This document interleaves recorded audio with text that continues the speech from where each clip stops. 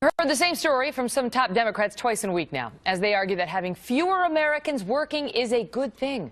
Charles Krauthammer next on where this is coming from and why. Well, Democrats against the rails again today, trying to explain why projected job losses in this country are a good thing.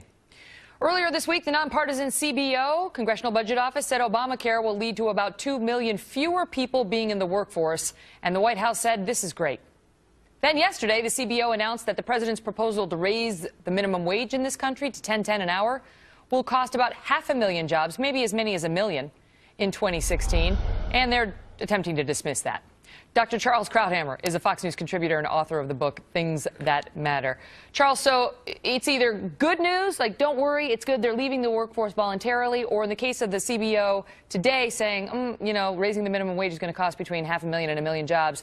You can't believe that CBO. That CBO we've touted repeatedly to you as nonpartisan, believable. Forget them. They don't know what they're talking about. Look, this is what the administration does when the CBO, whom it's been touting for 2, 3, 4 years as the nonpartisan, the arbiter of disputes, whenever it brings something that is obvious but doesn't help them, politically they say it's not true. Look, a child can tell you that if you raise the minimum wage by 1/3, you're going to get fewer jobs. There are reams, there are years of economic studies that show that, and it's obvious. All that the CBO did was to give it a number, roughly 500,000. So what you get is a trade-off. Some of the people at the minimum wage are going to get more income, and that's good, and there are going to be about 500,000 who are going to go from $7 an hour to 0. They're going to be destitute. And worse, because more than half the minimum wage earners are people under 25, this is their one chance at opportunity, the first job, to get experience, to get the habit, to get into the workforce, and they're going to lose that leg up on the ladder, the one that Obama always talks about as the ideal that he's trying to construct. So it totally contradicts what Obama pretends his economic policy is, which is to give people the tools and the opportunity to climb into the middle class. That's why the White House had to dismiss the numbers, even though they are obvious to everybody who can see them. But it's so awkward to be cherry-picking these numbers after all the touting they've done of the CBO to come out today and say, don't believe the CBO. Here's just an example of how laudatory they have been of the CBO on other issues. Watch. I understand that suspicion, that skepticism.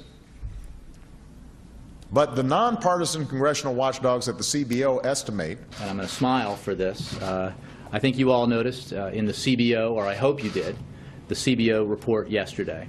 The CBO report that we have, that again, speaks so eloquently. I love numbers. They're so precise. She loves the numbers, Charles. They love numbers except when they come out on the wrong side. But here's why the Democrats are so upset about this obvious result. Because we know that Democrats like to redistribute income, and they pretend it's always from the rich to the poor. What the CBO has shown absolutely clearly is that when you raise the minimum wage, you're redistributing income from one set of low-income people to another set of low-income people. There are some who will get a raise and who'll be better off, but there are others who are going to lose their job, lose everything.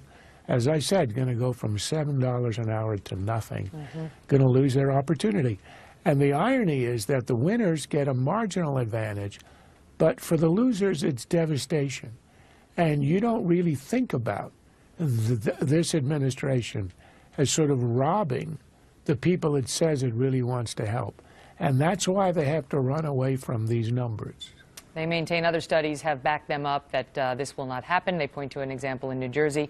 Charles, great to see you. Pleasure.